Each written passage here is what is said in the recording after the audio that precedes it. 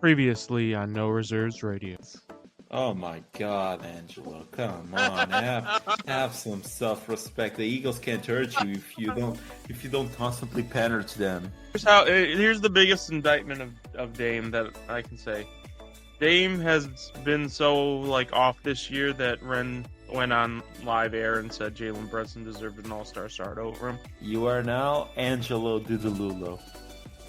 Do you think it is possible that the management of the Memphis Grizzlies are just buying into the reckless youth movement and they got rid of the one person in the locker room that probably was telling Ja to knock it off? Because he's taken advantage of me multiple times when I was younger. That sounded bad. Holy shit. Yeah, I think that's true. I think you're correct in that assessment.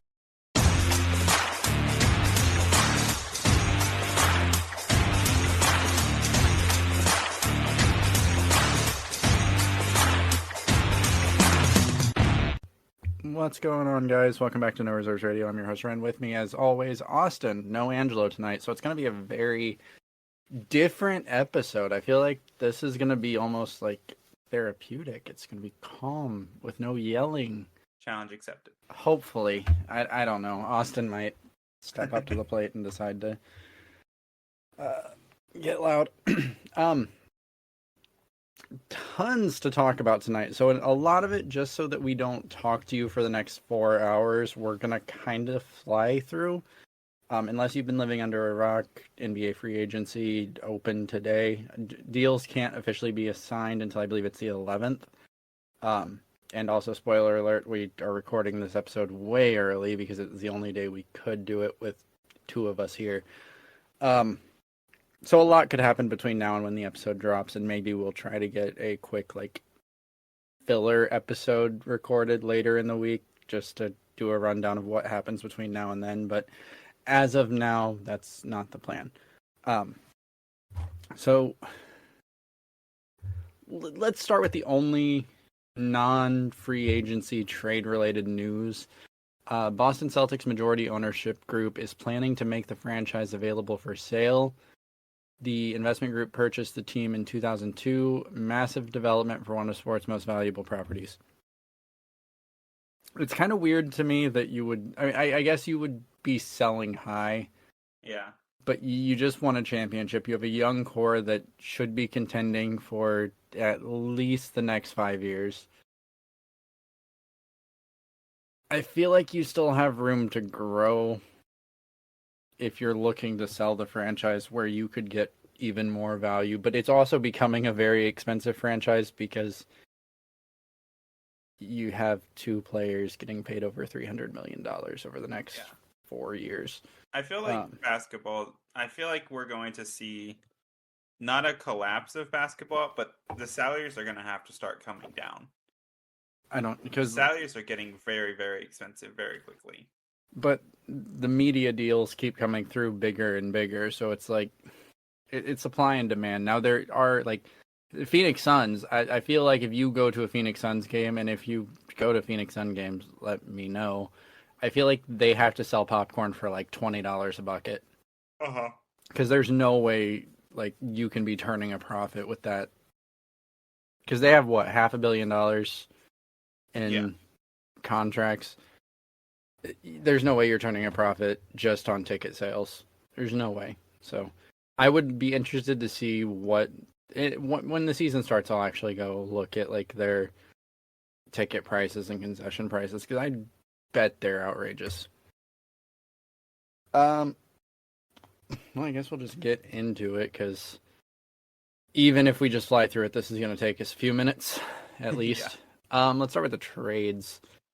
At least the trades that are finalized as of now.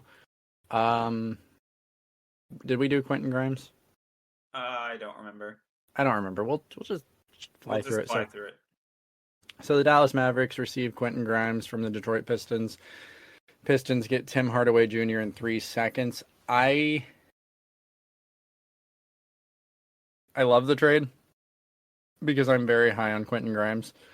I think that really, as we get through everything that the Mavericks have done, I think the Mavericks have had a very good offseason so far. agree. It's nice to see a Dallas team spending money in the offseason. I didn't think it was possible. I do the Cowboys. Well, don't the Dallas Stars spend money? Well, the Stars do. The Cowboys do not. Our Where most notable signing was a long snapper. where do where did the Rangers play? I don't remember. I think they're near Dallas. It would be weird to not have a baseball team in Dallas, but I wouldn't know what they spend, and Angelo's not here to tell us. Correct.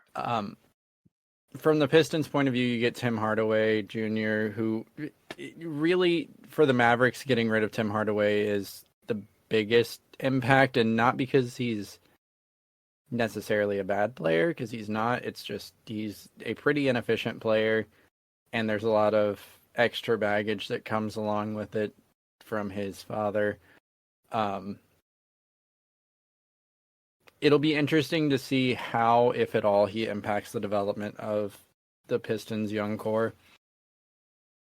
3 second-round picks. I mean, that could be Nikola Jokic. It could also be Joe Young. Yeah, they're meaningless at this point. But from the Dallas Mavericks, I really love the acquisition of Quentin Grimes.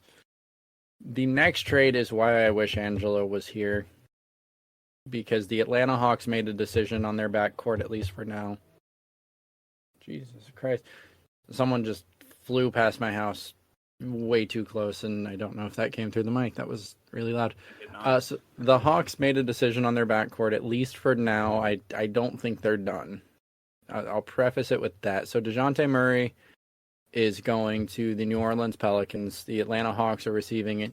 Dyson Daniels, Larry Nance Jr., EJ Liddell, 2 first-round picks. And thankfully, the thing I'm using has a very easy way to pull it up. I want to see what the picks are. Oh, it doesn't say what the picks are. Yeah. I don't know what the picks are, but regardless, Dyson Daniels, a young piece. He had injury concerns out of college, I believe. He didn't... I needed to pull all this up beforehand. No, he played 61 games. That was 60. So much better. Oh, God. Well, he might eventually hit his potential and average more than 5 points a game. Regardless. Oh, God, I'm significantly less impressed with this trade from the standpoint of the Hawks. It depends on what those picks are, I guess. Because you have to assume you love this trade from the perspective of the New Orleans Pelicans because it takes a little bit of pressure off Zion. Hopefully he's able to stay healthy. I don't think Brandon Ingram's going to be there, but regardless, I feel like this improves the Pelicans. If those picks are the Pelicans first and they're in the near future, I don't like the trade as much for the Atlanta Hawks because Dyson Daniels does have a ton of potential, but he isn't there yet. And the Pelicans are going to be at the play-in team. I don't think these are going to be high lottery picks if they are the Pelicans picks. So I don't know. I love it for the Pelicans just because it makes the Pelicans better. I don't necessarily think it makes the Hawks better, but I do think the Hawks will give Trey until the trade deadline to see how he meshes with Risashar, and if there's any kind of positive productivity there. Oh, you're going the positive way. Yeah, if there's any kind of like that's what they're going to be looking for, because is this going to work or do we move Trey? Honestly, it's probably going to be move Trey and just go complete rebuild. But at that point, you have more options when it comes to moving Trey because there's going to be those first round picks. Who is it? So the 2025 is the Lakers first round pick. That's tough. And 2027 is Bucks or Pelicans. I think it was the least favorable of the two. So that's probably that's 2027. That's 2 years away. Yeah. Bucks could be bad. Yeah. Giannis could say I'm out. Yeah. So it's the worst of the two. I believe if I remember correctly, it was the least favorable. Yeah, least favorable of Bucks or Pelicans. So that would be the lower pick or the higher pick, right? So that like would be that would be like 20 as opposed to 10. Oh, that sucks. So the Pelicans get to keep the better pick. I think the Hawks got fleeced. I think they got played. I think it depends on development. Yeah. If Dyson turns it around or is able to grow, he could be sneaky worth it. Because he's only 21, 22. Isn't he only 20? I think he's only 20. Because he was really young. I vaguely recall that being the question mark when he was drafted. He's 21. 21. He turns 22 in March. Okay, so he'll be 21 at the start of the season. So there's plenty of time for him to grow. It's just shooting splits aren't great. Yeah. His per game numbers are not great.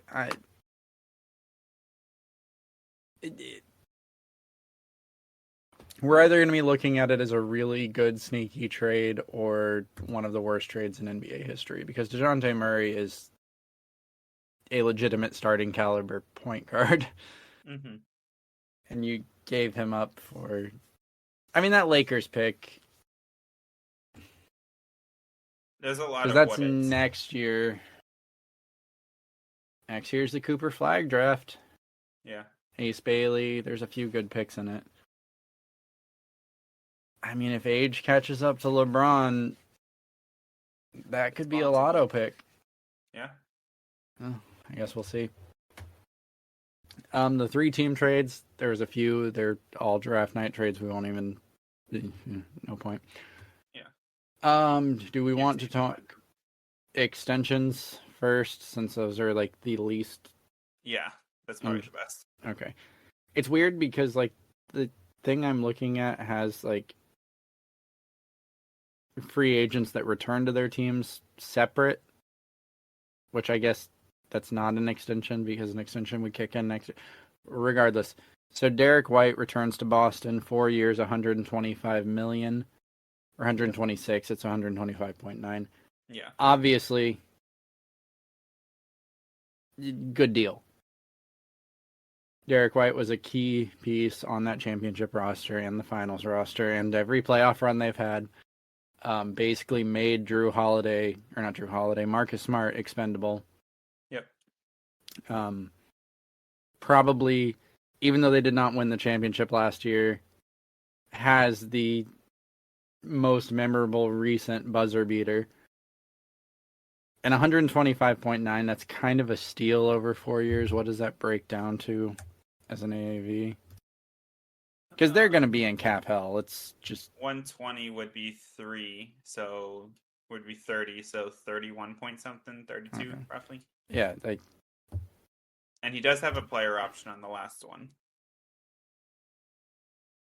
So I think it's a 3+ player. Yeah, no, absolutely. Yeah, great deal just because you need to have, like, you can't just run the team of Jaylen Brown, Jason Tatum. You have to have the pieces around them. We've seen many times what Jaylen Brown and Jason Tatum do when it's just Jaylen Brown and Jason Tatum, and it's not pretty.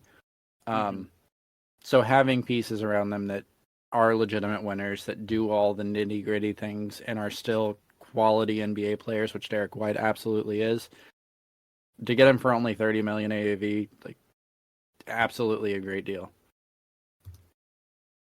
Tyrese Maxey, 5 years, $205 million. It's the rookie extension max.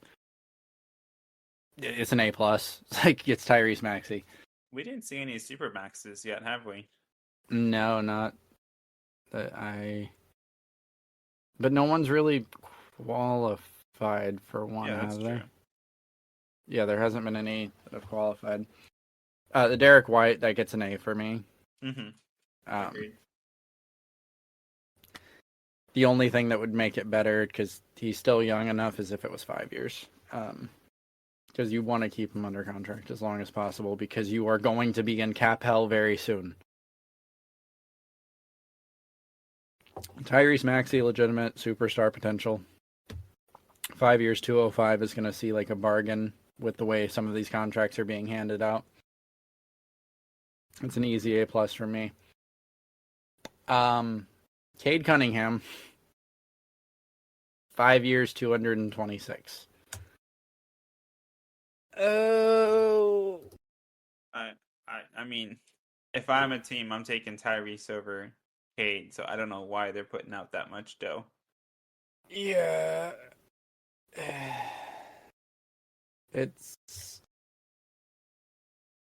You're hoping Cade becomes the player that we've always thought Cade could be, and I still, to this day, do not believe in my heart of hearts that the oversized point guard is here to stay. I get that basketball is a game of height, but we're seeing more and more again. Speed is also important. Agility, ball handling, all of that. And size isn't everything. I think it's getting less valuable because there's more size everywhere else. Right? That's true. Centers we have I feel like the centers are getting bigger. The 4s and the 3s are getting bigger. The 2s are getting bigger. So there's not that level of mismatch that there was, 5 years ago. Right, we have 6'10" shooting guards. Yeah. I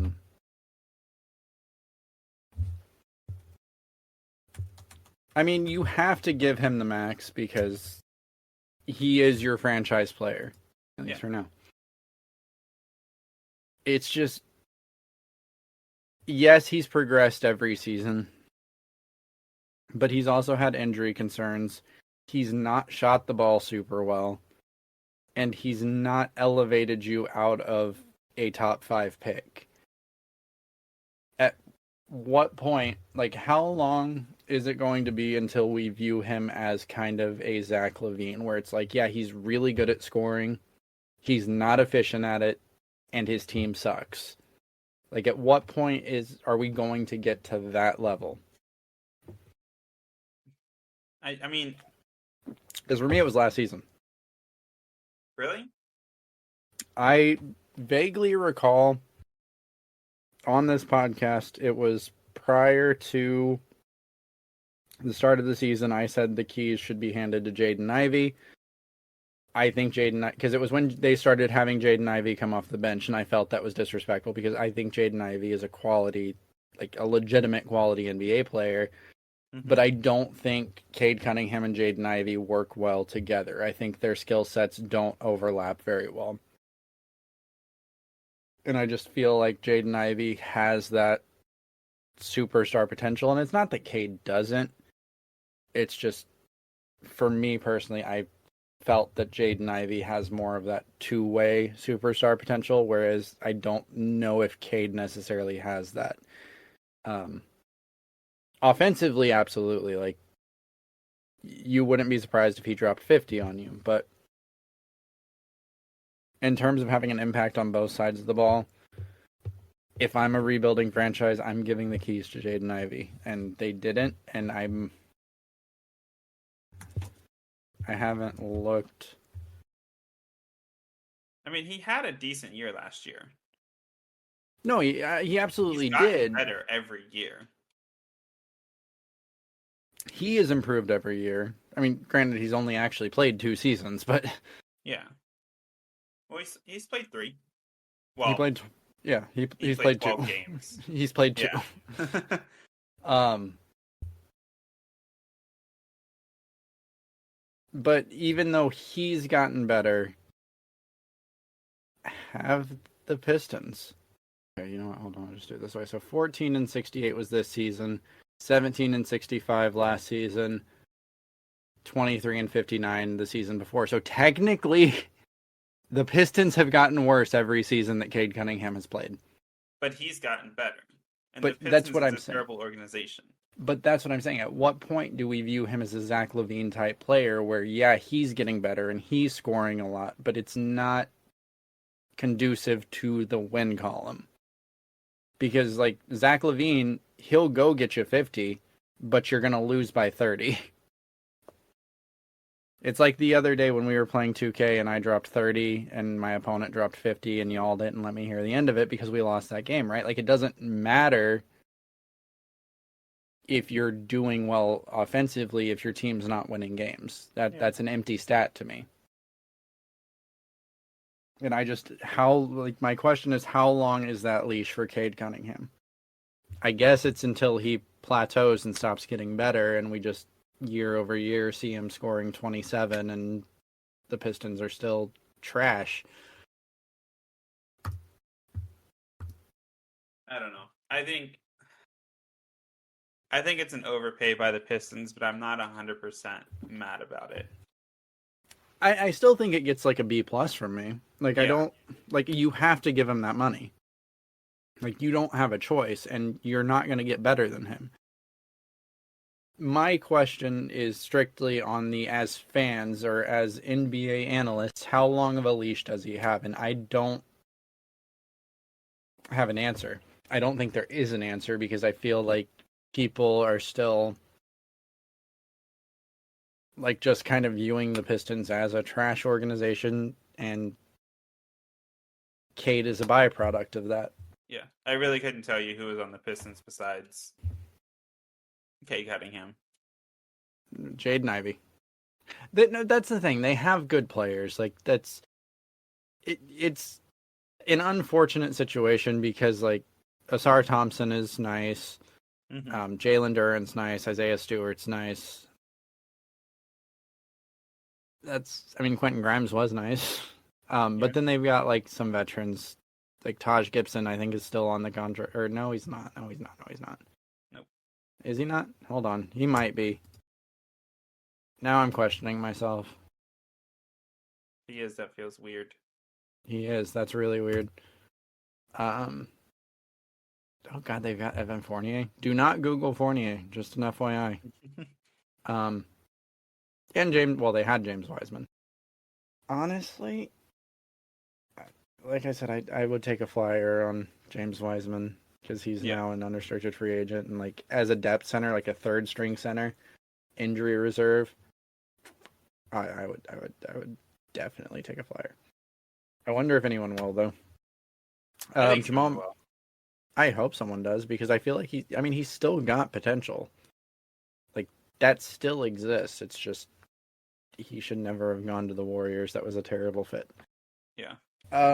Jamal Murray signs an extension with the Denver Nuggets, 4 years, $209 million. Again, you have to. And you hope this year playoff Murray was an anomaly because you're not going to get better on the open market. Absolutely not. It's not even close. And when Jamal Murray elevates, there's few players in the league more dominant than him. It still gets a B from me. It's the same thing as the Cade Cunningham. Like, you have to do it. We understand. You have to do it. You hope he stays healthy. And you hope that playoff Jamal was not a fluke last year. Yeah. Bam Adebayo, Miami Heat, 3-year extension, $166 million. So this one gets a lower grade for me just because you only got 3 years out of it. And I think it's an option on the last year. So you have to pay him. And, you know, people joke about Jimmy Butler being the face of the Heat. He's not. This has always been Bam's team. The only downside to this contract, because I think Bam is... Okay, so it's not uncommon to have, like, a small forward that you're comfortable saying they can guard 1 through 5. Like, LeBron James in his prime could guard any point guard and most centers in the league. Yeah. Bam Adebayo is a center, and I'm confident he could guard most point guards and everyone else in the league. The only ones he couldn't keep up with are, like, the Kyrie Irvings, the Steph Currys, but like if The you Aaron Fox, have him, super speed. yeah, the super fast, agile guards, but like you have him on like honestly even like a Jalen Brunson, just because Brunson's not necessarily the quickest. He overpowers other guards because he's bulky and strong as hell. Bam is probably the most complete defensive player in the NBA right now, and you could say OG or Mikal Bridges, and you have an argument, but Bam can legitimately guard fives because he is a five, but he can also guard 1, 2, 3, and 4. So for me, the only downside, the only thing that knocks this down to an A, is it's only 3 years, and you should have locked the man up long term. How old That is is he? Like 28? Yeah, he's not that old. Yeah. He'll be 31 when his contract, or he'll be 32 when he's an unrestricted free agent. So he probably aimed for the lower contract so that when a new deal kicks in, he can get one more long-term contract, which, again, I'm grading it from the team standpoint, not the player standpoint. Oh, he's only 26. Yeah. Is he? Yeah, Wikipedia says 26. Born in 97. Did you just quote Wikipedia? Basketball Reference says 26. 26. Okay, he's 27. He turns 349 in 17 days. Okay, so he's 27, so he'll be 30 when the contract expires. Yeah. Turning 31 in 17 days when the contract expires. So again, from his standpoint, I get it, but from the team standpoint, it does drop it to an A. It's still a great extension. You have to re-sign him, and he's worth every penny. So yeah, sure. Now into the thing I've been dreading since I saw how long this list was. Wait, did you get everyone? That's everyone on the extensions. Okay, yeah, okay. That's right. They have it. Yeah, that's right. Yeah, they have them they have re-signs. Yeah. That are not weird. Extensions. Yeah. It's weird. Okay, so we are going to start at the that's I mean, I feel like jumping around is going to get very confusing really quick. Well, I was just going to cuz I was scrolling up, but here's the question. Don't care. Here's the question. Do you want to end with Aaron Holiday or Alex Len? Either way. Well, no, because there's another one that isn't on here yet. Yeah. So it actually doesn't matter. We will start on the top. Cool. Alex Len leaves the Sacramento Kings to re-sign with the Sacramento Kings for $3.3 million for 1 year. All right. Backing up Sabonis. I mean, I'm a fan of depth signing, or I guess bench signing, and I'm going to be honest with you. I have not kept up with Alex Len's career. I have not. That's a travesty. I know superstar Alex Len. I honestly thought he was still on the Suns. I honestly didn't know he was still in the league because it feels like he's been around forever. I mean, 2013, 2014, that is forever for big men. Yeah. He's going to get you 2 points a game. It's a C, I guess. There's not really options available. Like Denver re-signed DeAndre Jordan. That's the next one. 1 year, 3.6. I would rather have DeAndre Jordan in my backup big role than Alex Len, but unfortunately, agreed. You can't do that. So maybe it's unfair to say it's a C because there weren't options. Right, all the backup bigs seem to have stayed where they were, except for arguably Isaiah Hartenstein, but realistically, he's the starter now. Over Mitchell Robinson, yes. He was starting over Mitchell Robinson. Rehn. Yeah. He's not there anymore. I know, I'm saying... Okay. All the backups stayed. Oh, yes. except for yeah. Got you now. Yeah, you No, weren't there making was that one joke. move. There was one move actually. Now that I scrolled down the list, What- DeAndre Jordan. I'm always going to be a fan of DeAndre Jordan. Oh, yeah. Like, even though I despise LA teams, Lob City Clippers Iconic. it's iconic. If you're a fan of basketball, just go watch those highlights because I am the biggest Chris Paul hater there is, but like Yep. it was fun.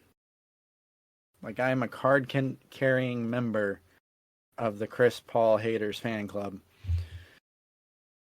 And DeAndre Jordan is always going to have a soft spot. It's weird to me that it feels like DeAndre is going to be the last of those three in the league.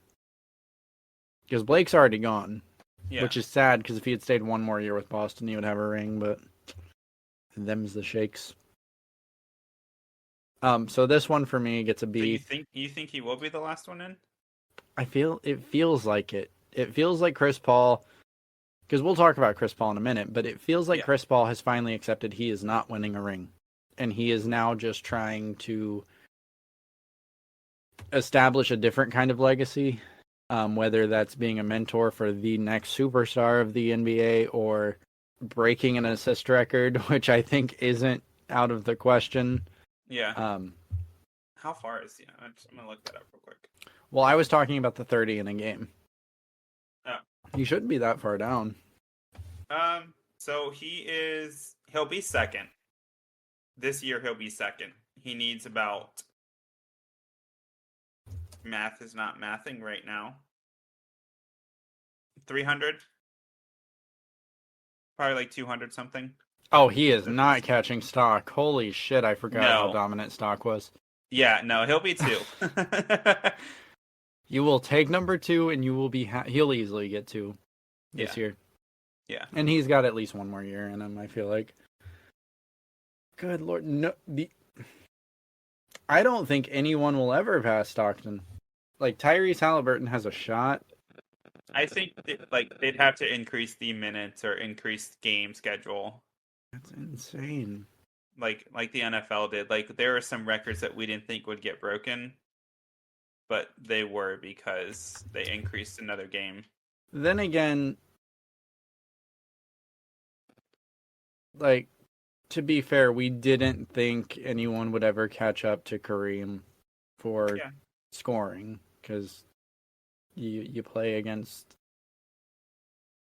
Because actually, now I'm curious, how many of these players for the assist list played in the last, I don't know, 15 years? LeBron.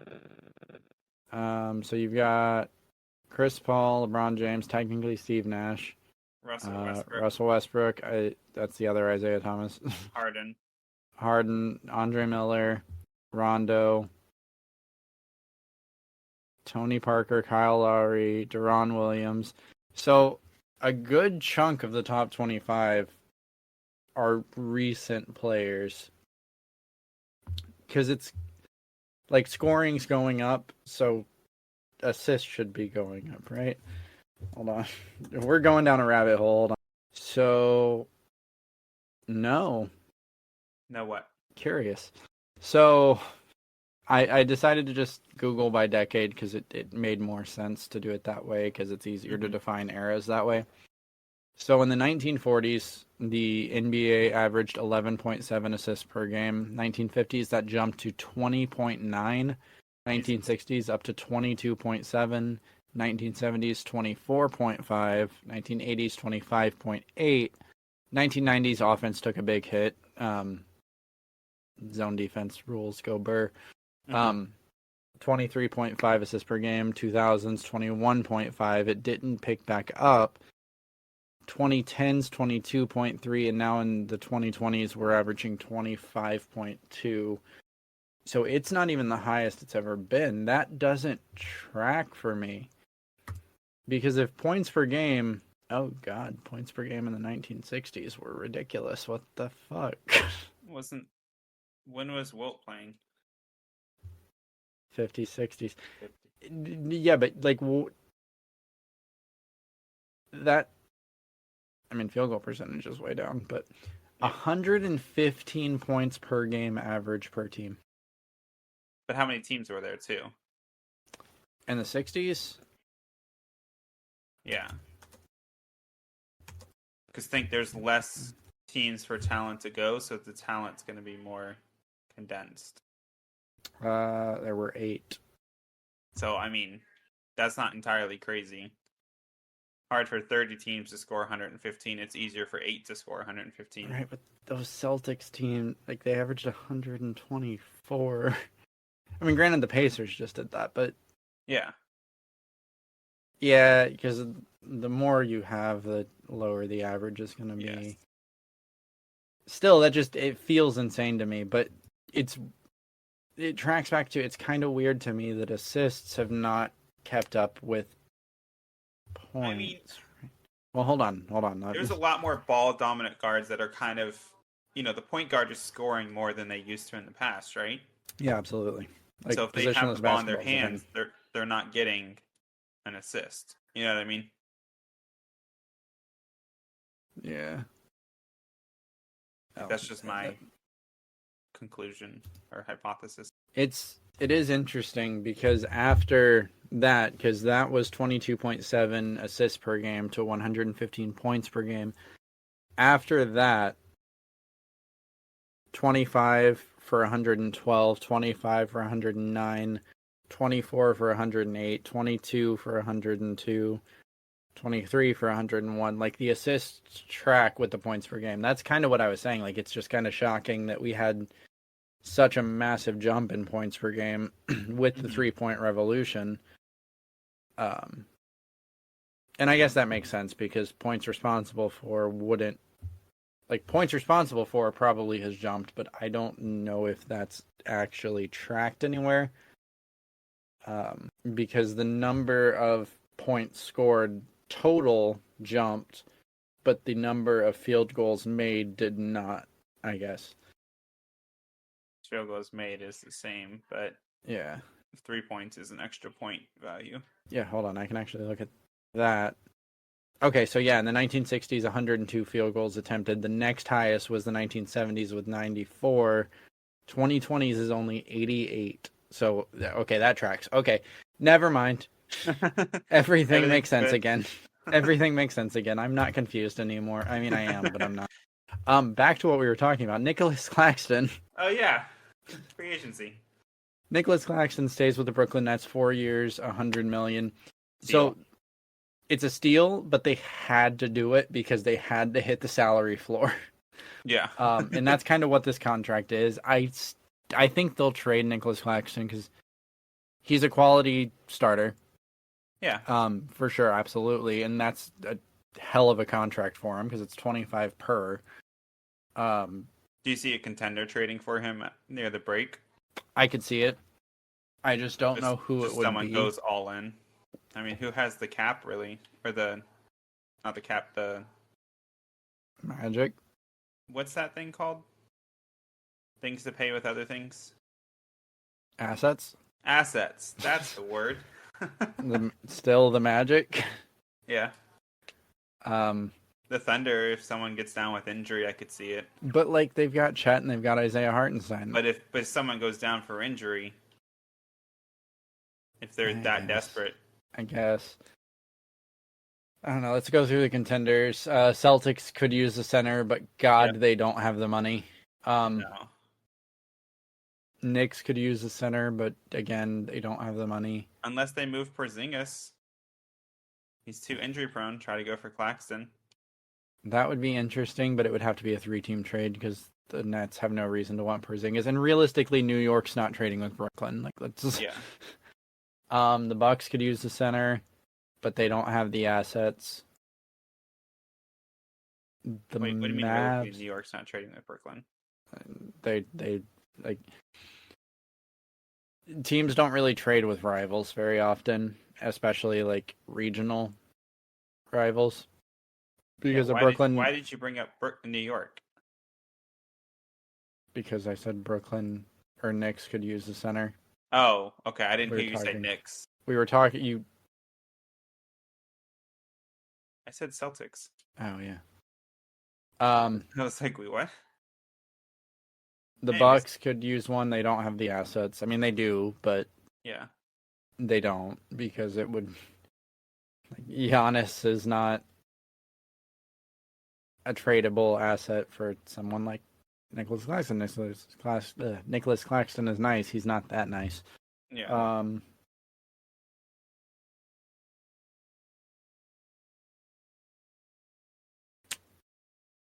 Who else would be a contender? Denver doesn't need one. But I think they're.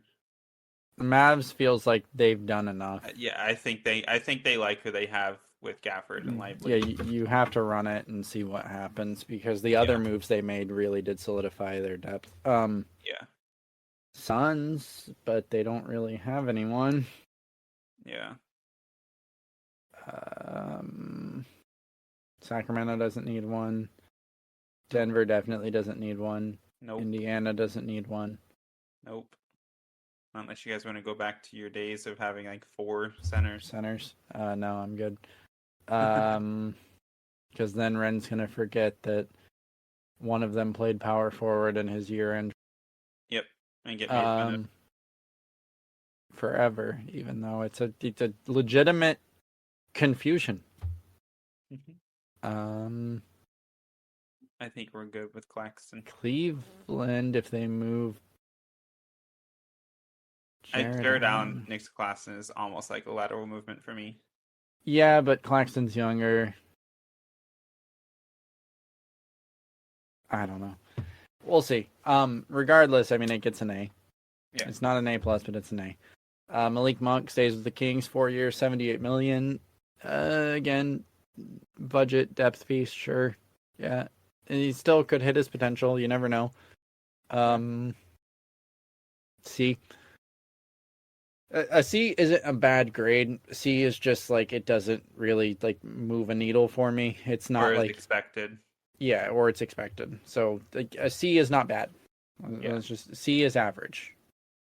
And I'm saying that based on like value. Like I feel like 4 years, $78 million. That's about what Malik Monk is worth. You didn't get a good deal on him. You didn't overpay for him. You paid. I kind of like that he got out of Charlotte. Oh, absolutely. He's been. But a lot I like better any since team he that got out of there. I like any player that gets out of Charlotte. Like they don't care about winning. Like they're celebrating on the bench when they're losing. Like it's like a 2K game. Like they're emoting when they hit a big shot, even though they're down 40. Like calm down. Rashawn Holmes stays with the Washington Wizards, 2 years, 25.9. So this one's interesting for me because I do like Rashawn Holmes as a piece, and I think 2 years, $25 million is a very good value for him. Yeah. But later on, you'll come to find, if you don't know already, they got Valanciunas.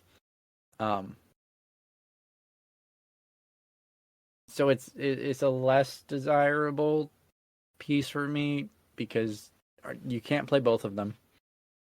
And I feel like you're paying too much for a backup center here. So I don't know what the Wizards are trying to do. You know what? Just because it's the Wizards is an A. You did something. Good job. Royce O'Neal stays with the Phoenix Suns 4 year, $44 million. Sure.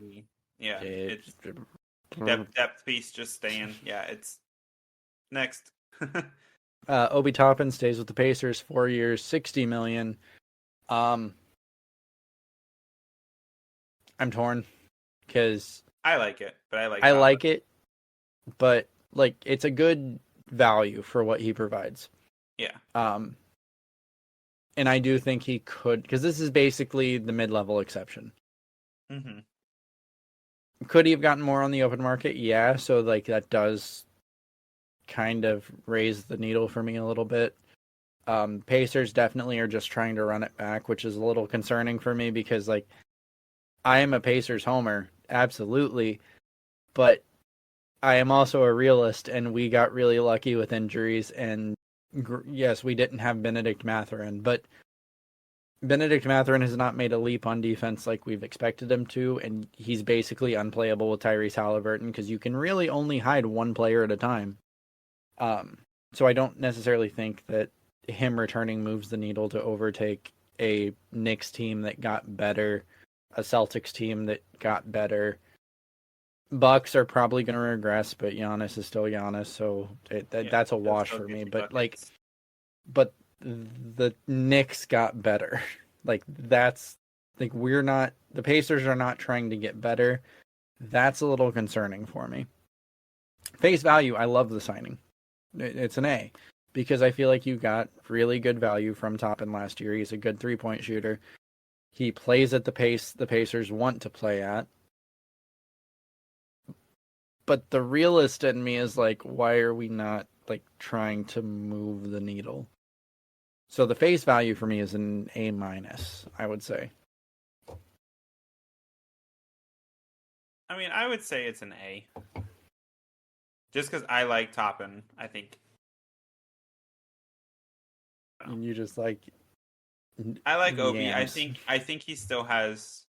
I think he still has some developing to do. And I think he'll be like a good, not replacement if Miles Turner gets hurt, but at least like a gap, a bridge. I mean, he's a 3-4, so I mean, Siak. Is he a 3-4 now? Yeah, he's a 3-4. Oh, I thought he was a 4-5. No. They realized he could not actually run a small ball center in New York. Gotcha. Way too late. Isaiah Jackson would be the backstop, and then Siakam would probably get center minutes if Turner went down, because we don't really. I mean, we have Oscar Tshiebwe. Who? Yeah, you're saying who? I mean, played for Kentucky. He was a 4-year player for Kentucky. Currently plays for the Mad Ants. He's not bad. I'm not saying he's bad. It's just. Patrick Williams stays with Chicago Bulls 5 years, $90 million. I mean, they're committing to the youth. They're committing to the youth, but not really, because they still have Zach LaVine and DeMar DeRozan. For now. Well, no, DeRozan's free agent. They'll bring him back. You think? I don't think they will. We'll see. Because it seems like Chicago's trying to do this thing simultaneously where they have a young team and an old team, and they're trying to do two things at once, and it has me a little concerned because they're trying to be this young asset team where they're bringing in all these young people, these draft capital, and they're also trying to maintain older players, or at least that's what it seems like, and they're just Angelo and I talked about this, I think it was 2 weeks ago, where it feels like they're just going to be in that middle of the pack purgatory. And it's like, you need to do one or the other. Either you're going all in on being a contender, or you're going all in on being a rebuilding team. And you can't try to be in the middle of that. Yes, they need to blow it up. That just makes me so happy that you said that, because when I was on the football podcast with Angelo, and that's what I do. If I feel like I'm going to be in purgatory, I usually tend to go towards blow it up, just because I like to rebuild. So it just like validated me that I know what I'm doing. Right, that's really the best option, because you're kind of hoping, if you're trying to be a team that should blow it up, right? And you just keep getting young assets and young assets and young assets, you never turn the corner. Right, because you're not able to get those lottery picks that you need to build around. You're not investing in your future. You're saying, okay, this player that hasn't got us there yet, he's still the key. And we're going to build around him. And we're just going to sit in the middle of the pack. We're not going to win, but we're not going to lose enough to get a high draft pick. And that's kind of what it feels like the Bulls are trying to do, and that's disappointing. Now, granted, there were reports that the Bulls are actively trying to trade Zach LaVine, to the point that they're including their own first round pick in the trade. They offered the first round pick, or their first round pick, and Zach LaVine to the Golden State Warriors for Andrew Wiggins, who the Warriors, for all intents and purposes, are trying to move on from. Mm-hmm. Chris Paul, who is an expiring, for Zach LaVine, who would be replacing Clay at that starting 2 guard spot. and a first-round pick. The Warriors said no and immediately waived Chris Paul. So they were saying we would rather not get anything for Chris Paul than take Zach LaVine's contract on. How big is the contract? I don't remember. Oh, it's freaking... I don't know what I just did. I somehow messed up my mic. It should be good now. But it's a stupid contract. I mean,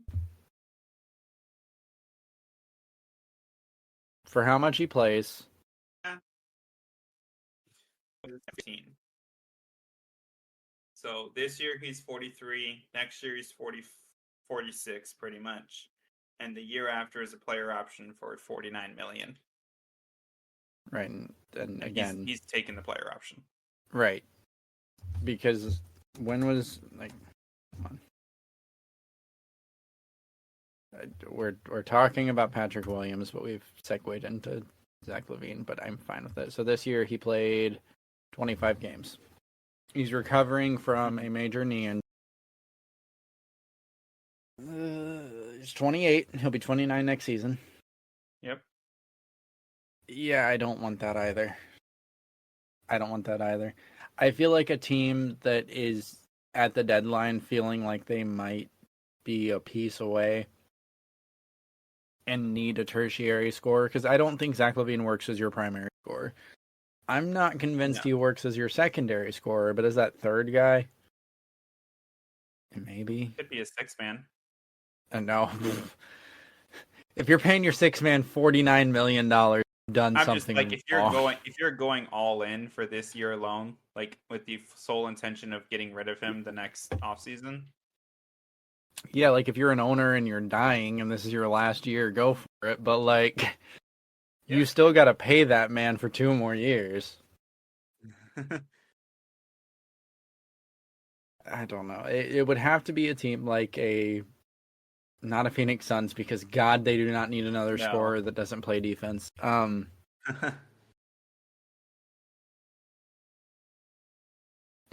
if they could afford it, it would be great on the Knicks.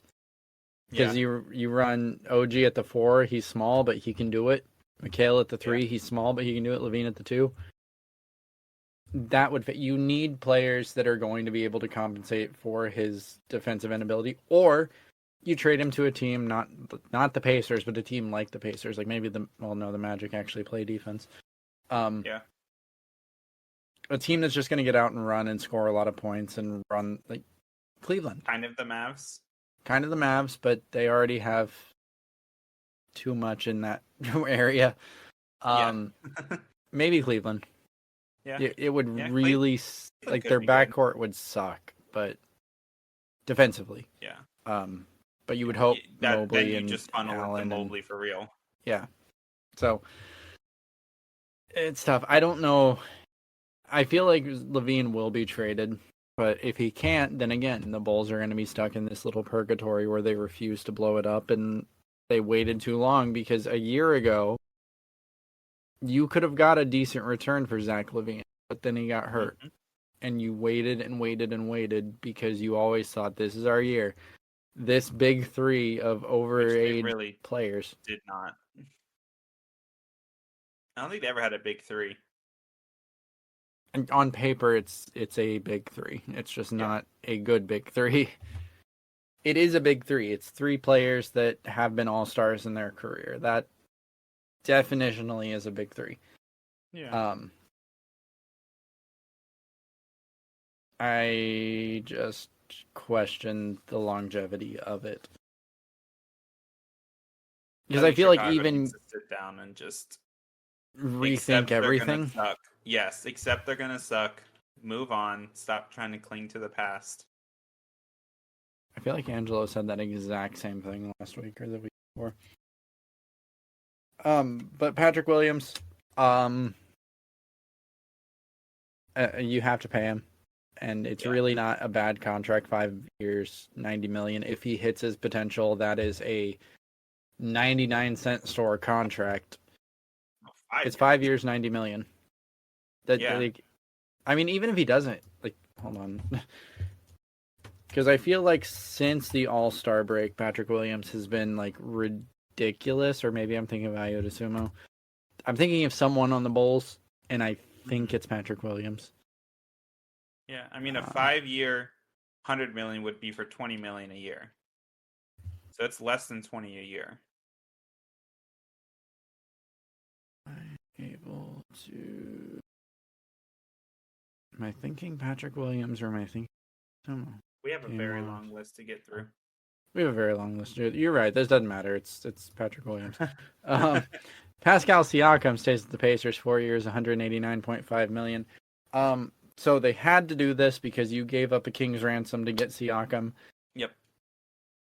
He's old, or he's going to be old by the time this contract's up. That's the only, like, the saving grace. And I'm not going to say the saving grace because I think this is a fair contract for Pascal Siakam. The saving grace is that you only did 4 years. He should have gotten 5 years because he's worth 5 years. Mm-hmm. This contract comes off the books when Tyrese Halliburton's next contract will be due for extension. So from a contract, like a financial building standpoint, Kevin Pritchard knocked it out of the park with this one. That gets an A+ for me. The fit, it's a B+. Like, you had to do it. Mm-hmm. I love Pascal Siakam on the Pacers. I think that he did alleviate a lot of tension off of Tyrese in the playoffs, especially because Tyrese was injured for most of those playoffs. But like, if you watch those games, I go back to like the Paul George era Pacers where every broken play was just Paul George dribbling till 3 seconds left in the shot clock and then chucking up a shot and sometimes hitting it, sometimes. This era of Pacers, every time a play breaks down, it's just dump it off to Pascal and let him hit the mid-range. Like, just a little pressure release valve. Yep. And so I love the fit. I wasn't all on board with trading for Pascal Siakam to begin with. He's worked, and I'm not saying he doesn't. I'm not saying it's not a fit, and it's not a good piece. But it's not like an A+ for me. It's an A at most, but I'm going to say B+. Because again, that 4 years is huge because he should have gotten a 5-year extension, and to get 4, and I think the last one is a player option, which obviously he's probably going to accept, but you never know. Yeah, depending, but yeah. But yeah, no issues with it. What's your grade on it? I'd probably get it like an A-.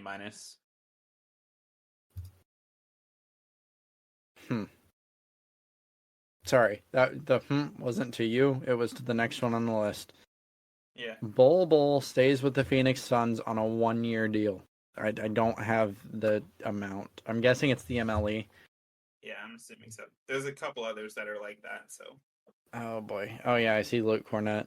Or it's the veteran minimum. Because Bol is old. Right? And I think he's older than it says he is. Yeah, it says he's 24. There's no way. There's no way. That man at least 27.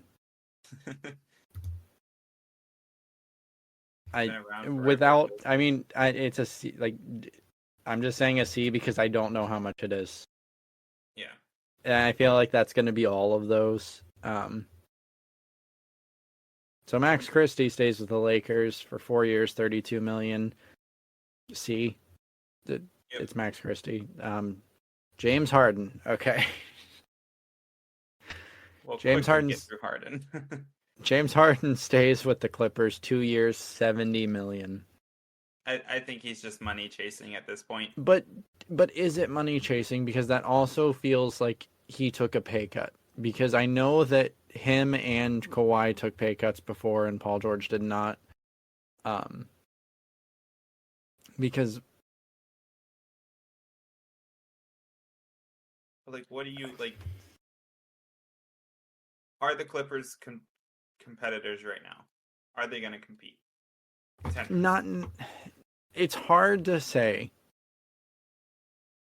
It's hard to say, but that's not so much my question. My question is James Harden worth $35 million a year? And it's yes when you look at the contracts around the league. Yes. But it feels weird to say $70 million over 2 years. Yeah. So like, is it a bad contract? No. But is it a good contract? No. Because you could be spending your money in a lot worse ways than James Harden for 2 years. Because again, I feel like James Harden. Hold on, wait a minute. Let me before. I keep forgetting how long I've been following this freaking league. James Harden's 34 years old. Never mind. He was not getting more than 2 years. Okay. Never mind. Okay. Give it a C. It's a B minus. Just because I feel like 35 million for a guy that is gonna get you. But do you know that? That's fair. Like, he could have fallen off the cliff between this year and next. Well, I guess we'll find out. I don't know. Where am I? Judging by like all the teams I make, I prefer age. I prefer youth. Yeah, I feel like that you have more. You have to have like a veteran on the team, like Al Horford, Andre Iguodala, but like you get more from like athletic youth than you do like veteran presence. Yeah, unless you're the Lakers in 2020, in which case Mickey Mouse rings.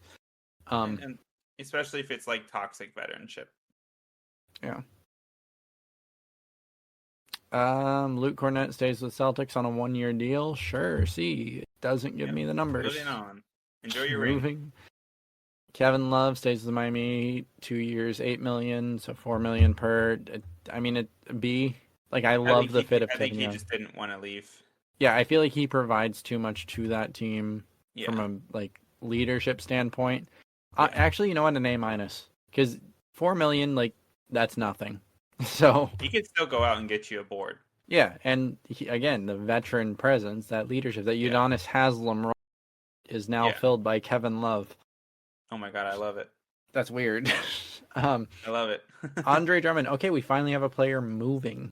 Andre Drummond leaves the Chicago Bulls because it's a fire sale. Why would you not? And he goes to Philadelphia 76ers, 2 years, $10 million, so $5 million a year to back up Joel Embiid. I like it because Andre Drummond still can, like, when Joel gets hurt, because that's not an if, that's a when Joel gets hurt, Andre Drummond can start a handful of games. Yeah. He's going to get you boards. He's going to get you paint points. He's not going to stretch the floor, and he's not going to defend on the perimeter, but he's going to defend pretty well inside. Yeah. As a backup role, I love it, especially with the other moves they made, because, again, at the start of this offseason period, the 76ers only had 3 players on contract. Yep. I love it. It's an A+. Andre Drummond is the last good thing I remember about Detroit, so that is the easiest A+ yet. A+, it's a little high. Really?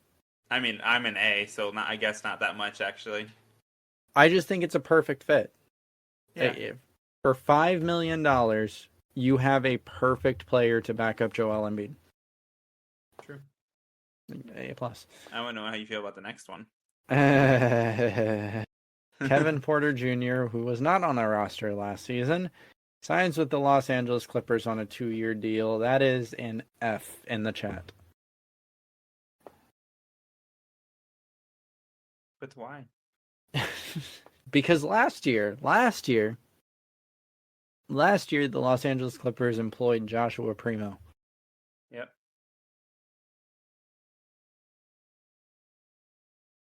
Why do the Clippers continually sign problematic players? Because what's next? Are they going to sign Miles Bridges?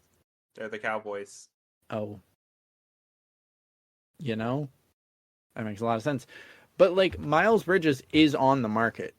Yeah. Like, there's a world where they sign Miles Bridges and, like, my brain stops working because why would you... But you have to, like, think back to... New logo, same shit. Who was the owner? Who was the owner that was banned from NBA games? Oh,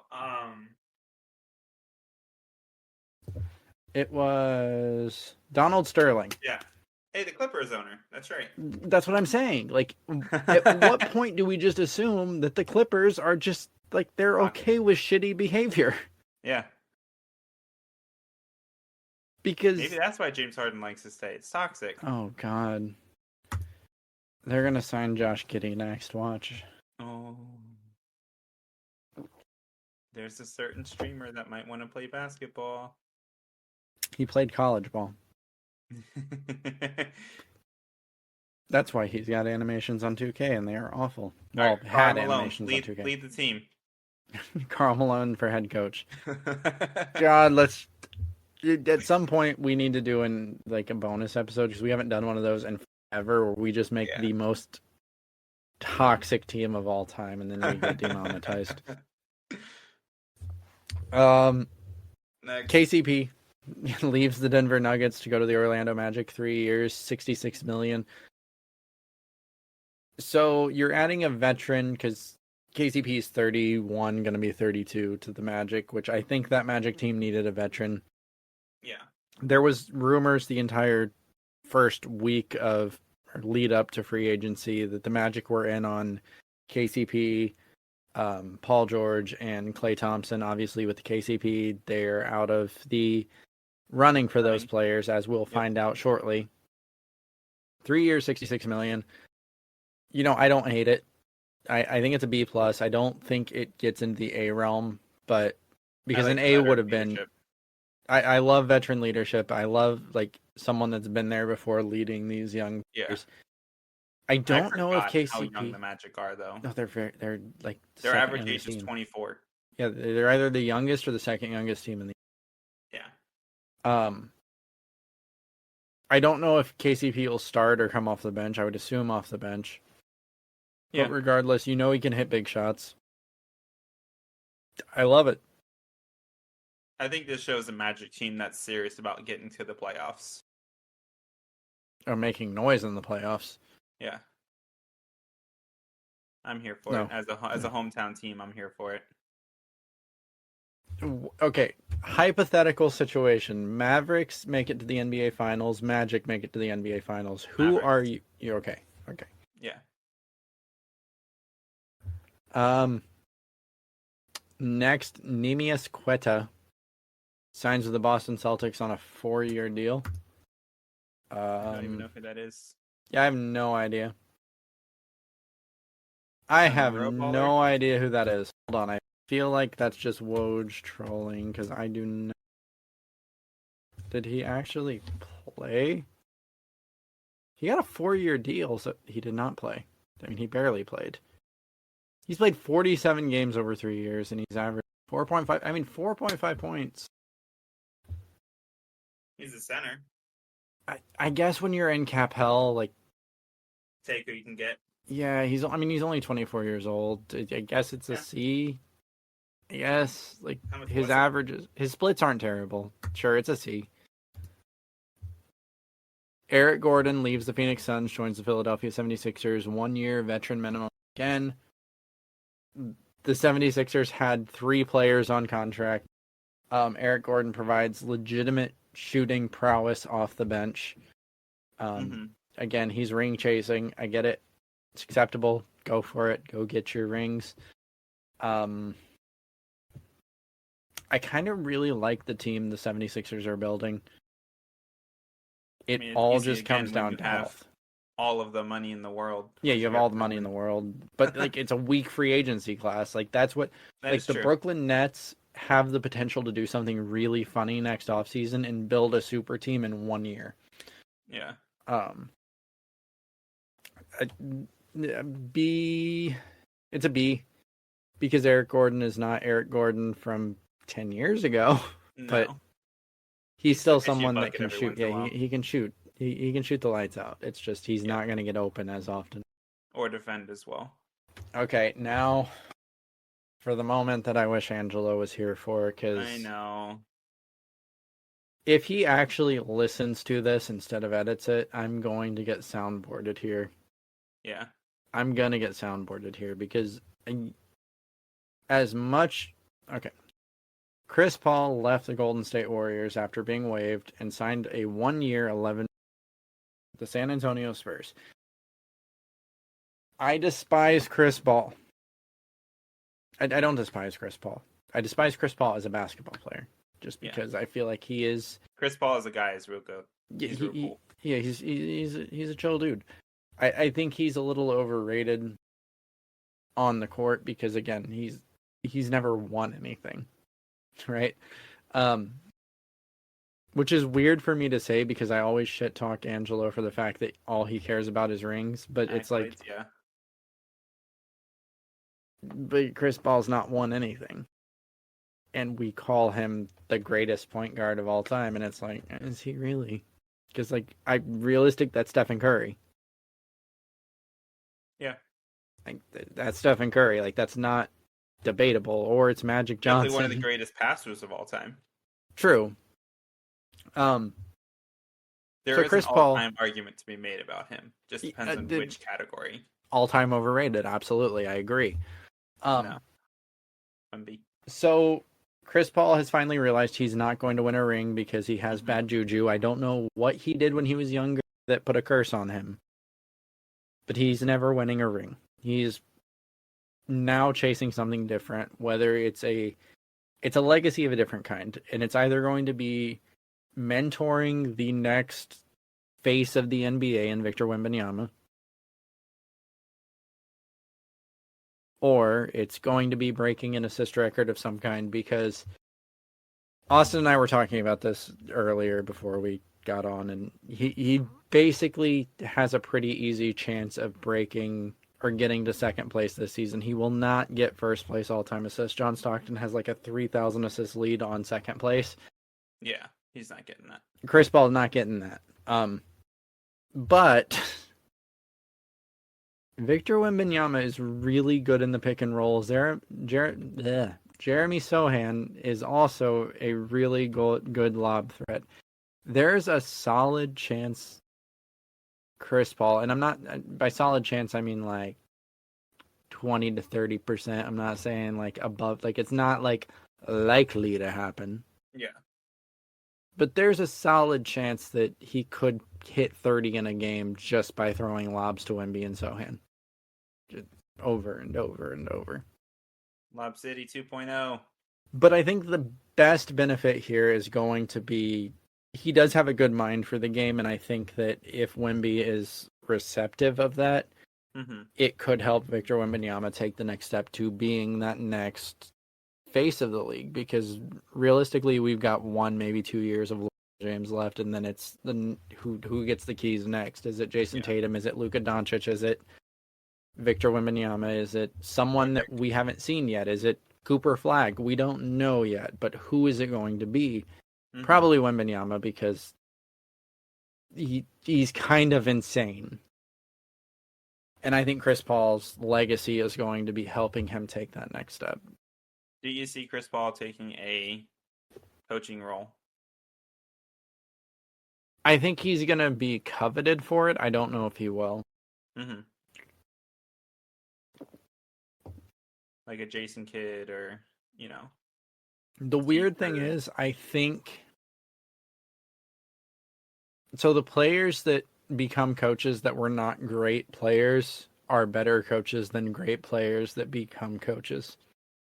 Because, like, if LeBron James becomes a coach, which he's just going to jump straight to being an owner. Yeah. But if LeBron James became a coach, like, I guess the way to look at it would be, like, the things he thinks are easy because he's LeBron freaking James are insurmountable mountains to the players that he would be coaching. I could see that. So, like, you have a better time when you have, like, a player, like a role player, like a Steve Kerr, a Tyrone Lue. When they become coaches, they have that understanding, and they watched the superstars players. Yeah. Whereas, like, Michael Jordan was just run straight through him.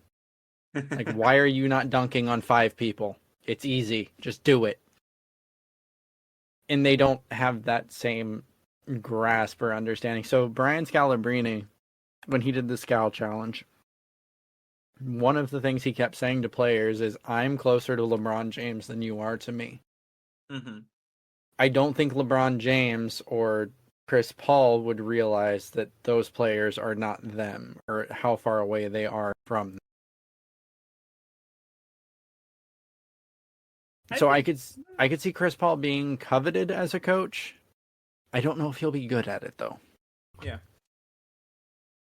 I think it'll depend on JJ Redick, how he does his coaching.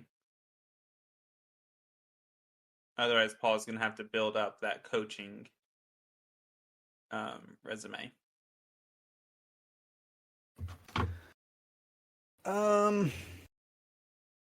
Sorry, I lost my place on the list. Jonas Valanciunas leaves the New Orleans Pelicans, signs with the Washington Wizards. 3 years, $30 million, $10 million a year. In terms of value, that's an A. In terms of fit, that's a question mark. Like, yeah, when this dropped last night, I posted in the group chat, Valanciunas went to the Wizards of all places. Like, it doesn't make sense to me because I feel like he could have got $30 million from a lot of different teams and had a better chance of, like, if you're going to get paid $10 million a year, go be a backup and chase a ring. Yeah.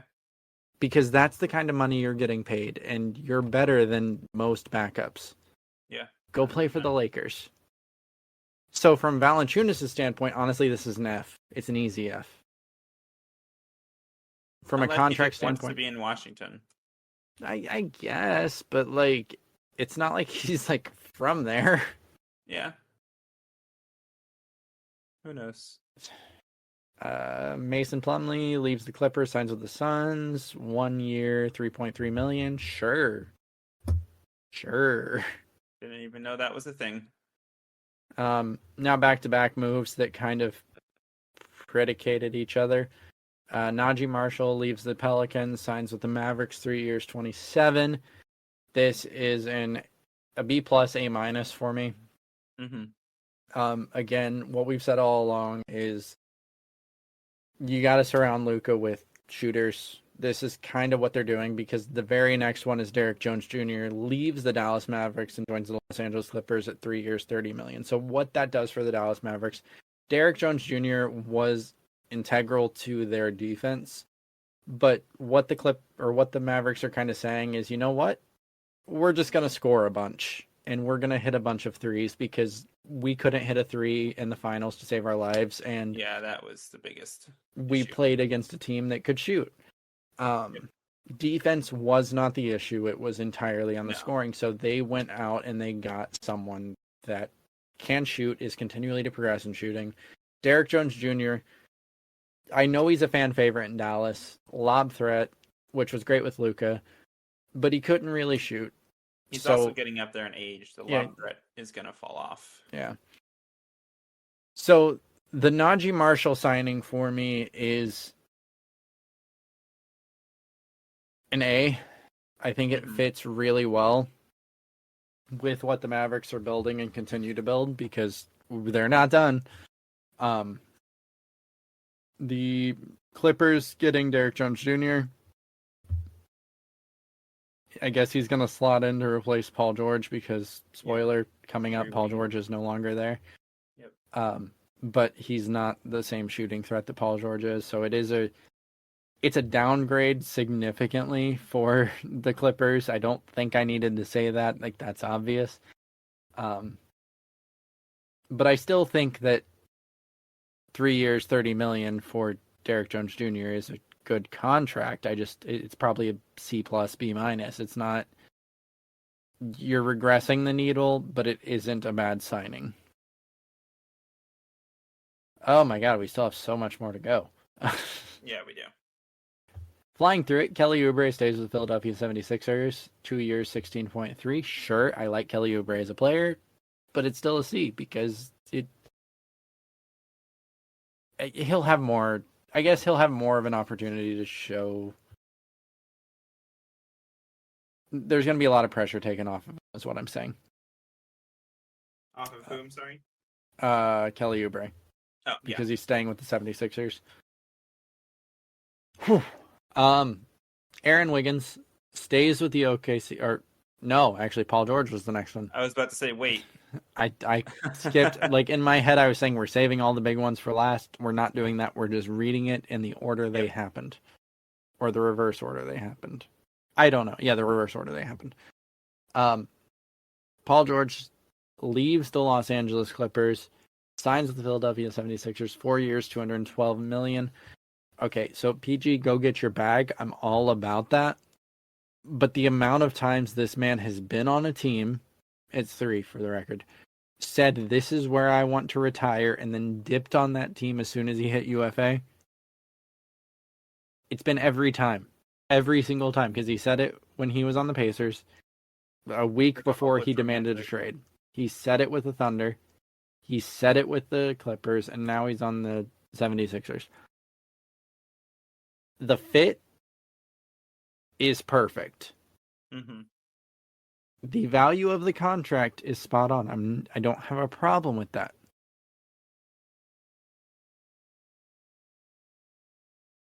I just don't like Paul George at this point, just because he dips. Like, your teammates on every stop you've made, because the Clippers gave up like 9 first-round picks, including Shai Gilgeous-Alexander, for you. And he wasn't even, they had already drafted him. He was already in their system. And you just left in free agency. Like, bro. I'm sure the Thunder don't feel bad anymore. No, absolutely not. The Pacers don't, because Paul George left. Yeah. We got Victor Oladipo and Sabonis. Yep. Turn Sabonis into Halliburton. Right. So, like none of the teams have been mad about him. Like, the Clippers have probably the biggest bone to pick with him. So I imagine. Do you think, off topic, but do you think Paul George has this, like, he has a curse whenever he plays with the team, but like a blessing whenever he leaves? Yeah, He left probably. the Pacers, got Halliburton. Left the Thunder, got Shai. To be fair, the Pacers were trash. Like, prime Victor Oladipo was fun, but the Pacers were trash. Like, after he left. Yeah, but you know what I mean. Like, but they're getting their right. It's over franchise time. Player after Paul George has graced or cursed their court. Yeah, for sure. I think that Paul George leaving has benefited 2 of the 3 teams. Too early for the Clippers. But I don't, like, the Clippers didn't get anything for him. I mean, they got Derrick Jones Jr. True. So, time will tell. I mean, I want Paul George to win a ring because I feel like he's a player that should be in consideration for the Hall of Fame. And I feel not having a ring, he's one of those players that needs the jewelry to get in, and it's not necessarily fair because I feel like he deserves it. He doesn't have the statistical accolades to keep him up there. He's got the awards, but he doesn't have the statistics. So Chris Paul will get in. It's just nepotism at this point. You can't be second on assists and not get in. In my world, you can. Your world doesn't matter. That's why I like this world. Wow, that was offensive, actually. So back to Paul George. I mean, you have to say it's a 3rd star, a legitimate 3rd star for the 76ers. Defense. It adds defense, it adds shooting, it adds playmaking. It's an A+ because it's a fair value contract, 4 years, $212. They have the money to spend. It's not like this is going to hurt them. I mean, it's going to hit them because it's still a lot of money. And they've been able to shore up a lot of other pieces. I love it for the 76ers. I'm still a salty Pacers fan, so fuck you, Paul George. I say it's an A-, B+.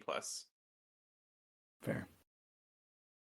Aaron Wiggins stays with the OKC Thunder, 5 years, $47 million, and I'm going to jump ahead to because Isaiah Joe stays with the You're good. Oklahoma City Thunder 4 years, $48 million. I love both of these because it does something that so many GMs are afraid of doing, which is sign your rotational bench pieces for long-term, low-value contracts because the salary cap is going to keep going up. Yep. And you're going to have... expensive. And these are young players. Like, they're both, I think, 24 years old. Yeah. Isaiah Joe shoots the lights out. He's like a 40% shooter. Aaron Wiggins doesn't shoot as much. He's a solid defender, solid overall scorer. He does shoot, like, if you look at last season, he shoots 49%, but it's on, like, 0.8 attempts per game. Mhm. But, again, you're looking at this over 5 years, and you have bench pieces. You don't have to worry about your bench forever, and this keeps you out of that salary apron. Because this is your 6th, 7th man. Like, that's what you're thinking. You have your 6th and 7th man signed for 5 years to go along with your core that's signed for 5 years. Yeah. Like, you don't have to think about shit. Both of them are A-pluses for me. I know Angelo had a problem with it, but again, Angelo's not here. Fuck you, Angelo. Yep. I'm dunking on you Thunder here. team is just... It's getting scary. It is. It's getting potentially They dynasty. still have assets. Yeah, they still have assets. They have a shit ton of assets. Yeah. Like, they could at any point decide to move one of their max players, throw a bunch of picks on it, and get any players in the league. Yeah, pretty much. That's scary. Take a bow. There'll be a day in the league with Wemby and Chet on the same team. Honestly, that's not that far out of the realm of possibility. All right. Jalen Smith leaves the Pacers, joins the Bulls, 3-year, $27 million. Love it. Jalen Smith Pacers didn't have minutes for him. Yeah. And there's like 3 players in NBA history that had as efficient of 3-point shooting as he did as a big in all the history of the NBA. The only knock against him is he's too slow to play the Pacers' pace. That is the only reason this man didn't get playing time. Honestly, I think that providing they actually play him, I think this is going to be a steal of a contract, and I think this will be an A+. I'm giving 2 grades here. Okay. I agree with your team grade of A+. I'm giving Jalen Smith a C or a D. Because why are you going to Chicago? I just feel like I think that I don't know. Let me pull it up. Does this have an option on it? Because I feel like he should have an option on it. It doesn't say, but I'm hoping that has a player option in the last year because I feel like he's worth way more than this. Yeah. And I'm hoping he's able to opt out and capitalize on it because yeah, absolutely. Maybe he's going to Chicago to put up the minutes and the numbers and then cash in on a massive deal. Yeah. We'll see. Isaiah Hartenstein leaves the Knicks, joins the OKC Thunder, 3 years, $87 million. This one, so like we kind of had thought this was going to happen for about a week now. Mm-hmm. I still question the fit because are you moving Chet to the 4? Or are you playing Isaiah Hartenstein off the bench? Which, sure, but why are you paying him $87 million to come off your bench? I don't know. I like Isaiah Hartenstein as a player a lot, and I'm not saying this is a bad value for him. I'm saying, are you going to move Chet Holmgren off of center where he played so well last season and force him to be a 4? Because that's always worked historically. It has worked. No, I was being facetious. It is really not. 2K it works. In this it does not. In 2K it works. Like, frick it, put your center at 3. It doesn't matter. Yeah. In my GM, that would not work on like my career. No. Good Lord, we tried that. It was bad. So from Hartenstein's standpoint and from a valuation standpoint, this is an B+. Yeah. It's around there. From a fit standpoint, it's A C minus. I don't know how it fits, and I would love to be proven wrong. I would love for Chet to and dominate at the 4 because realistically, who's going to match up against him? Yeah. But I do have questions. Not concerns yet. I don't have concerns yet. I just have questions. And we'll see. Tobias Harris leaves the Sixers, joins the Pistons. 2 years, $52 million. Sure, Who? you've got to... What? Who? Tobias Harris? Who? Oh, you're doing the thing. I'm doing the thing. You're doing the thing. Sure, go get paid $52 million to win 15 games. Sure. Yeah. Again, Tobias Harris, A+, absolutely. You Team, could have. what are you doing? Yeah, you could have gone to a contender and actually. I don't think a contender would have paid him. That was just a veteran signing just to try to bring in tickets. Right, and Tobias Harris probably isn't getting that from a contender. No. So he's just making. A couple years ago he could have, but no. Yeah. Drew Eubanks leaves the Phoenix Suns, joins the Jazz. 2 years, $10 million. Sure. C. Yeah, whatever you say. Luka Garza leaves the Timberwolves and joins the Timberwolves on a 2-year minimum. Sure. Whatever you say. Sure. DeLon Wright leaves the Miami Heat and joins the Milwaukee Bucks. So this one I like. It's 1 year, $3.3 million. He fills the role of Patrick Beverley, but better. Younger. Faster. So probably can score a little better. And it's $3 million. So like $3 million is a lot for you and me, but for an NBA team, that's nothing. So B minus, because I don't think it moves the needle too much because it's still DeLon, right? Yeah. But yeah, it's a depth piece to replace Beverly. I'm fine with it. Nicholas Batum leaves the 76ers, joins the Clippers. 2 years, $9.6 million. Still surprised he's in the league. Yeah, that's one of those ones that you're like, am I getting old or like, because it feels like Batum's been, I mean, they're definitely getting old, but hold on, now Batum. I'm just going to Google. 35. He's 35. When was his first year in the league? Segue, real quick. 2008. Yeah. Jesus. And that's why it feels like he's been in the league forever, because he has been. Yeah. Can you let's take a moment to pause and celebrate that man, because Nicholas Batum has not exactly been a star player at any point in his career, but he's had a 16-year career just being a quality piece. Yeah. Shout out to him. The most he had was on the Charlotte Hornets. What, 15? 15 points a game. Yeah. I mean, he's solid. He is solid. He plays a lot of games every year, too. He's in the 60s and 70s. A lot better than Kawhi's numbers in terms of availability. That's, shout out to him. That's actually impressive. Way to go. What's his nicknames? Nico and Batman. Oh, because Batum. Yeah. Batum. Okay. I was confused for a second. I thought he was a secret billionaire. DeAnthony Melton, Philadelphia 76 to the Golden State Warriors. $8 million. Basically just replacing Chris Paul. Yeah.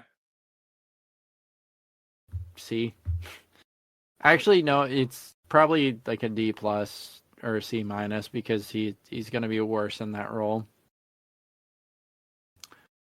Aaron Holiday leaves the Houston Rockets to join the Houston Rockets. 2 years, $5 million per. Sure.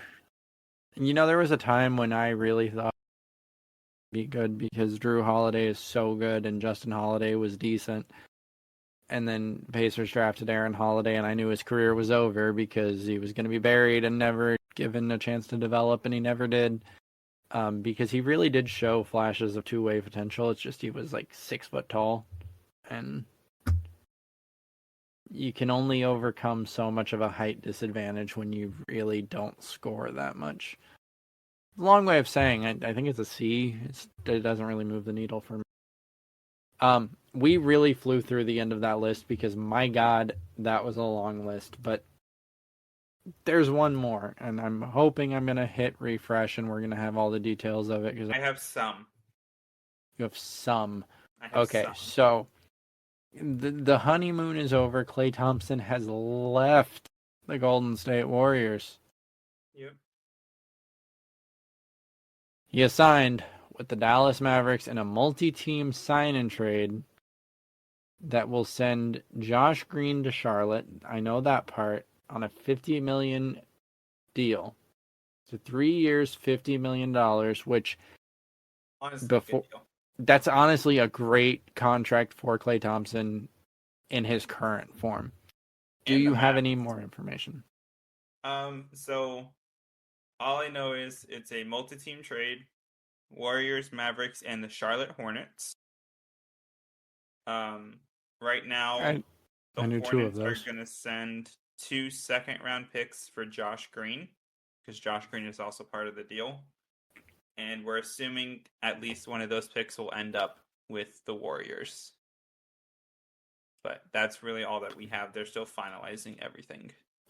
So before we talk about the trade itself, like, this really is the end of an era. Yeah. Like, the Warriors that we knew, love, hated, whatever the case may be, through the 2010s. Like, it's done. It's over. Yep. Which we've known for a while, but they haven't known. Yeah. Because Steph Curry is still Steph Curry, but the surrounding pieces have not been adequate to help him. No. And it seems like Klay finally realized he's not worth as much as he thinks he's worth still, because he still holds up the 4 fingers for the 4 rings that Stephen Curry gave him. But $50 million for his current production, it seems like a good deal. Especially, again, he's not the same defender he was when he was young, but he's still, in my opinion, a plus defender. Mm-hmm. Shooting, as a catch and shoot player, he's still elite. Like, you don't lose shooting. No. That's the one part of the game. Like, you can extend That's your the last career. thing to go, Reggie really. Miller, Ray Allen, Yeah. Kyle Korver, Steve Kerr, like, they extended their careers because shooting, you can be a catch and shoot player. And we know, like, what was the insane game where Klay dribbled 11 times, but he had like 50 something points? Yeah.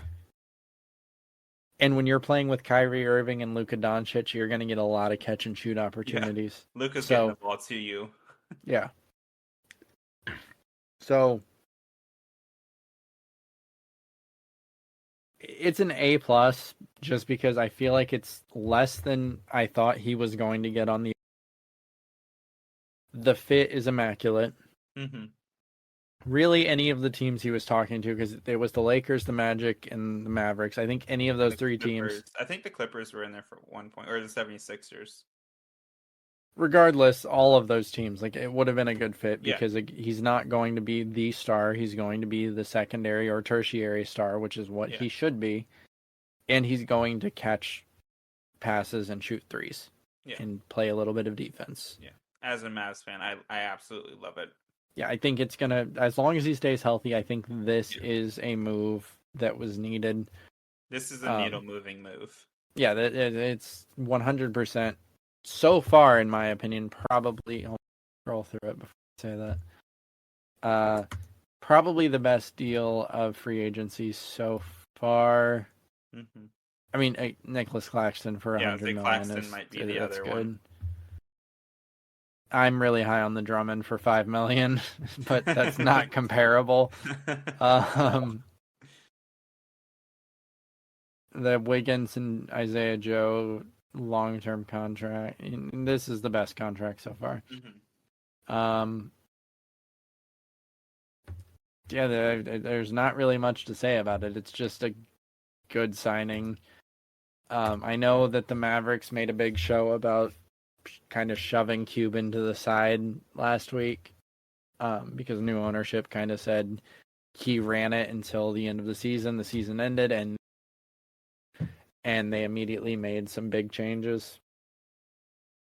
And I think that I don't think this is a championship move. I think the championship move is still Luka elevating to the next level. But this definitely helps him do that. I don't think that. Well, no, because I think overall the changes made, you added a lot of shooters to the Mavericks.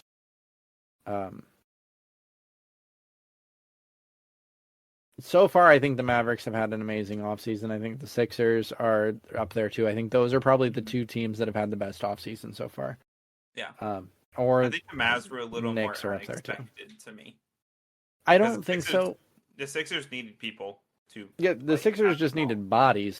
So, like the Mavericks, I feel like you made it to the NBA Finals. You got basically swept. You have to do something, and I felt like they were going to do something big. They didn't really have trade assets because the only assets you have to trade are Derek Lively and Kyrie Irving because Luka Doncic is a non-starter.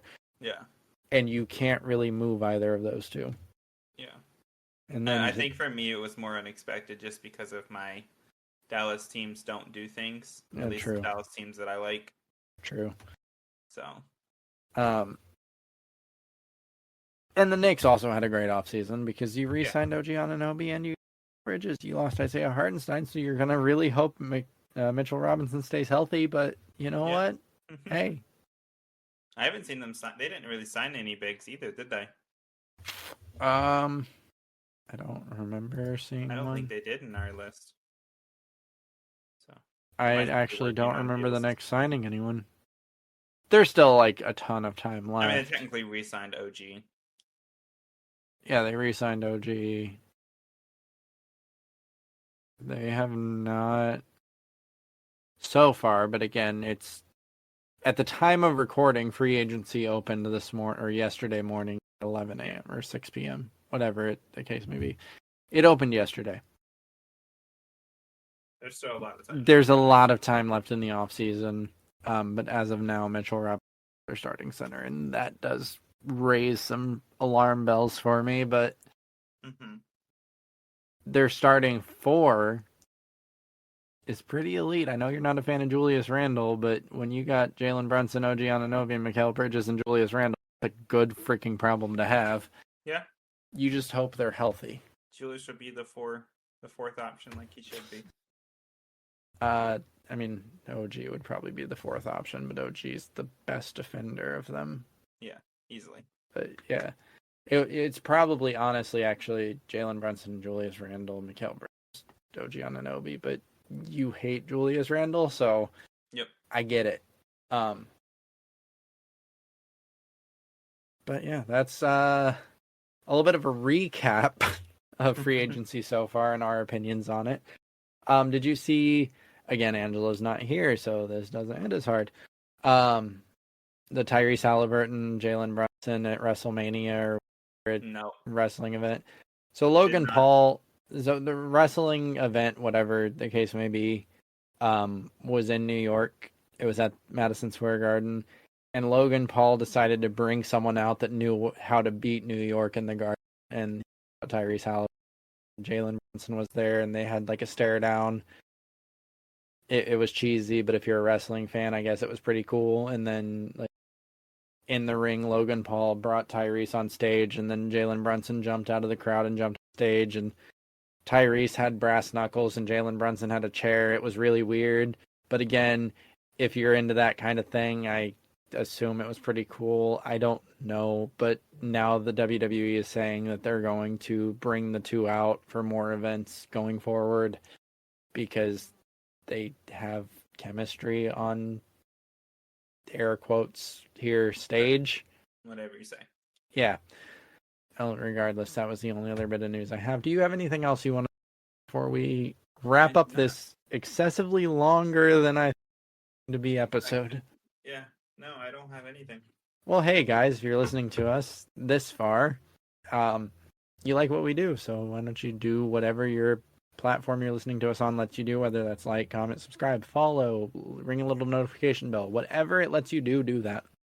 Leave us a review, an honest review. You don't have to. We're not going to say give us a 5-star. If we're not a 5-star, do not give us a 5-star. Tell us what we're doing wrong. We will learn.